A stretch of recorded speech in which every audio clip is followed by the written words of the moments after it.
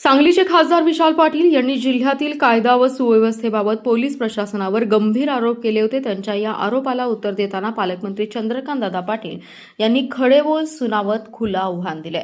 उठसूट आरोप करणं सोपं आहे. जर मी पत्रकार परिषद घेऊन बोलायला लागलो तर खूपच अवघड होईल.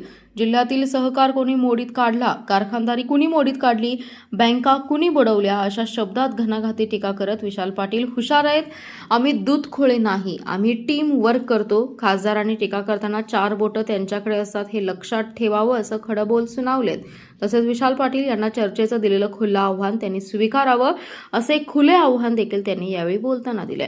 यावेळी पालकमंत्री पाटील म्हणाले, विशाल पाटील हे अतिशय हुशार व्यक्तिमत्व आहे. एकदा जिल्हाधिकारी चांगले आहे म्हणायचं आणि एसपींवर टीका करायची, एसपी चांगले आहे म्हणायचं, जिल्हाधिकाऱ्यांवर टीका करायची, असे उद्योग त्यांचे सुरू असतात. त्यांनी एखादी प्रेस घेऊन टीका केली, पण मी जर पत्रकार परिषद घेऊन बोललो तर खूपच अवघड होईल. जिल्ह्याच्या सहकाराची वाट कोणी लावली, कारखाने बँका कोणी बंद पाडल्या, असा सवाल करत उठसूट आरोप करणं सोपं आहे. जर मी बोलायला लागलो तर अवघड होईल. विशाल पाटील हुशार आहेत. आम्ही दूधखोळे नाही, आम्ही टीम वर्क करतो. खासदारांनी टीका करताना 4 बोटं त्यांच्याकडे असतात हे लक्षात ठेवावं. त्यांनी चर्चेसाठी समोरासमोर यावं असं खुलं आव्हान त्यांनी यावेळी बोलताना दिलंय. जिल्हा मध्यवर्ती बँकेच्या अनेक संचालकांनी संस्था, नातेवाईक आणि स्वतःच्या नावाने 50 ते 250 कोटींची कर्जे घेतली. त्याची परतफेड न करता ती माफ करून घेतल्याचं नाबार्डच्या तपासणीत स्पष्ट झाले. त्यामुळे आरबीआय बँकेने कारणे दाखवा नोटीस बजावली असून 15 जुलैपर्यंत उत्तर देण्याचे आदेश दिले असल्याची माहिती भाजपचे आमदार गोपीचंद पडळकर यांनी दिली. तर सर्वसामान्य शेतकऱ्यांची जिल्हा बँक जयंत पाटील यांनी भ्रष्टाचाराचा आणि राजकारणाचा अड्डा बनवल्याची टीका देखील त्यांनी केली आहे. ते म्हणाले, नाबार्डने 31 मार्च 2025 मध्ये जिल्हा मध्यवर्ती बँकेच्या आर्थिक स्थितीत अनेक गंभीर त्रुटी आढळल्या आहेत. बँकेच्या संचालकांना तसेच संचालकांशी संबंधित संस्था, कारखाने, सूतगिरण्या याबरोबरच त्यांचे नातेवाईक यांना कोट्यवधींची कर्जे दिली. त्यामध्ये सर्वात गंभीर बाब म्हणजे यातील अनेक संचालकांची कोट्यवधींची कर्जे आरबीआयची परवानगी न घेता बँकेने माफ केली आहेत. मूळची कर्जे थकीत असतानाही काही संचालकांनी 50 कोटींपासून 250 कोटींपर्यंत बेकायदा कर्ज उचलली असल्याचं या तपासणीत स्पष्ट झालंय. जिल्ह्यातील कायदा व सुव्यवस्था अबाधित ठेवण्यासाठी आणि नागरिकांमध्ये सुरक्षिततेची भावना निर्माण होईल अशा पद्धतीने पोलीस प्रशासनाने अधिक सतर्कतेने आणि प्रभावीपणे काम करावे. सांगलीतील ड्रग्ज विरोधी मोहिमेची मुख्यमंत्री देवेंद्र फडणवीस यांनी दखल घेतली असल्याचे सांगत आता यापुढे या मोहिमेत स्वतः पदयात्रा काढत उतरणार असल्याची माहिती पालकमंत्री तथा राज्याचे तंत्र व शिक्षण मंत्री चंद्रकांतदादा पाटील यांनी सांगलीत पत्रकार परिषदेत बोलताना दिली. आज ते सांगलीत प्रशासकीय आढावा बैठकीसाठी आले असता त्यांनी पत्रकारांशी संवाद साधलाय. जिल्ह्यातील कायदा व सुव्यवस्थेची आढावा बैठक संपन्न झाली. यावेळी ते बोलत होते. या बैठकीस जिल्हाधिकारी डॉ. मैना घोष, पोलीस अधीक्षक तुषार दोशी, अपर अधीक्षक कल्पना बारवकर, बाळासाहेब यादव, पोलीस निरीक्षक संजीव कुमार झाडे, सुधीर भालेराव उपस्थित होते. ते म्हणाले, सांगली जिल्ह्यातील सुरू असणाऱ्या ड्रग्ज विरोधी मोहिमेची मुख्यमंत्र्यांनी दखल घेतली आहे. सांगलीत शालेय तसेच महाविद्यालयीन विद्यार्थ्यांनी शहरातून वेळोवेळी रॅलीज काढून ड्रग्ज विरोधात जनजागृती मोहीम सुरू केली आहे. त्यालाच व्यापक स्वरूप देत आता मी स्वतः ग्राउंडवर उतरत आहे.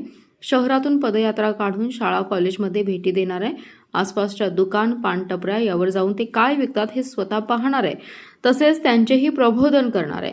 ड्रग्ज हार्दिक विषय हा आता मुख्यमंत्री आणि आपले केंद्रीय गृहमंत्री अमित शहा यांनी अतिशय गांभीर्याने घेतलाय. त्यामुळेच अलीकडच्या काळात अंमली पदार्थांचे अनेक मोठमोठे छापे पडत आहेत. पावसाळी अधिवेशन संपल्यानंतर 10 तारखेनंतर ड्रग्ज विरोधात मी स्वतः पदयात्रा काढणार आहे, अशी माहिती पालकमंत्री चंद्रकांत पाटील यांनी दिली आहे.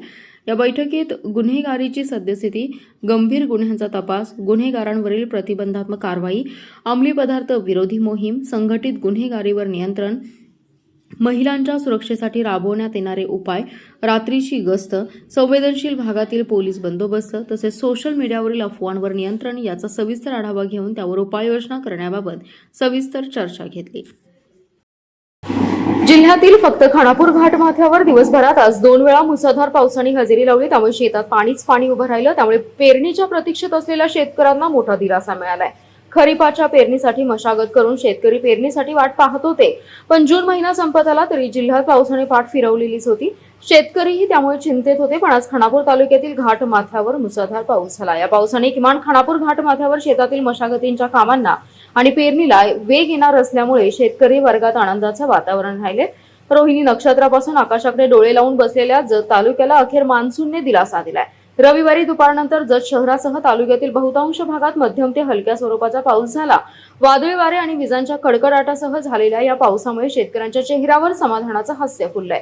उकाड्याने त्रस्त झालेल्या नागरिकांनाही गारव्याचा सुखद अनुभव आला. दरम्यान दुपारी 12:30 वाजल्यानंतर जत, डफळापूर, तिकोंडी, खलाटी, कोळीगिरी, एळवी, कुंभारी, बनाळी, बिलूर, संख, वळसंग, शेड्याळ, सौलेकरी, अमृतवाडी, करंजगी, निगडी, सोन्याळ, उमदी, बोरगी, भिवरगी, सुसलाद, उटगी, रामपूर, सनमडी, शेगाव, रेवनाळ, मुचंडी, माडग्याळ, वाळेखिंडी आदी भागात पावसाने हजेरी लावली.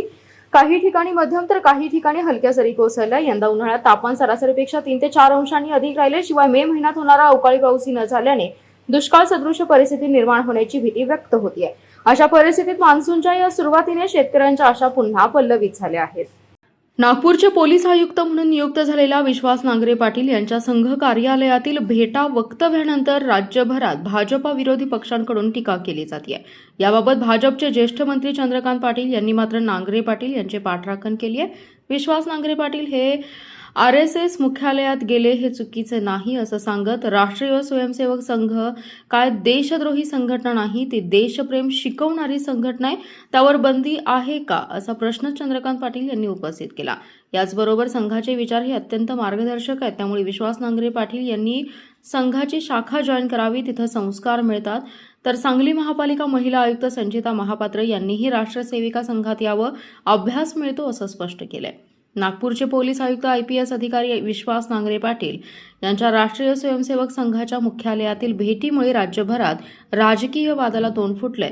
नांगरे पाटील यांच्यावर होणाऱ्या टीकेला उत्तर देताना चंद्रकांत पाटील यांनी त्यांची पाठराखण केली. चंद्रकांत पाटील म्हणाले, विश्वास नांगरे पाटील हे RSS मुख्यालयात गेले हे चुकीचे नाही. राष्ट्रीय स्वयंसेवक संघ काय देशद्रोही संघटना नाही, ती देशप्रेम शिकवणारी संघटना आहे, त्यावर बंदी आहे का असा प्रश्न उपस्थित केला. याचबरोबर संघाचे विचार अत्यंत मार्गदर्शक आहेत, त्यामुळे विश्वास नांगरे पाटील यांनी संघाची शाखा जॉईन करावी, तिथं संस्कार मिळतात असं देखील त्यांनी सांगितलं. मुलांचं आरोग्य आणि सशक्त बालक हीच देशाची खरी संपत्ती असून 0 ते 5 वर्ष वयोगटातील प्रत्येक बालकाला पोलिओ प्रतिबंधक लसीचे 2 थेंब मिळणं ही समाजाची सामूहिक जबाबदारी आहे.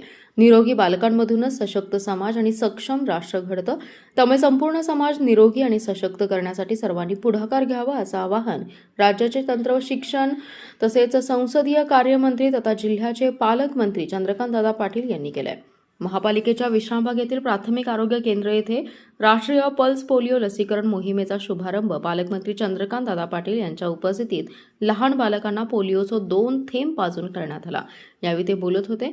आयुक्त संचिता मोहपात्रा, अतिरिक्त आयुक्त राहुल रोकडे, बाळासाहेब यादव, जिल्हा आरोग्य अधिकारी डॉ. विजयकुमार वाघ, उपायुक्त स्मृती पाटील, वैद्यकीय अधिकारी डॉ. सुचेता पवार, आरोग्य अधिकारी वैभव पाटील, डॉ. सचिन देसाई यावेळी उपस्थित होते.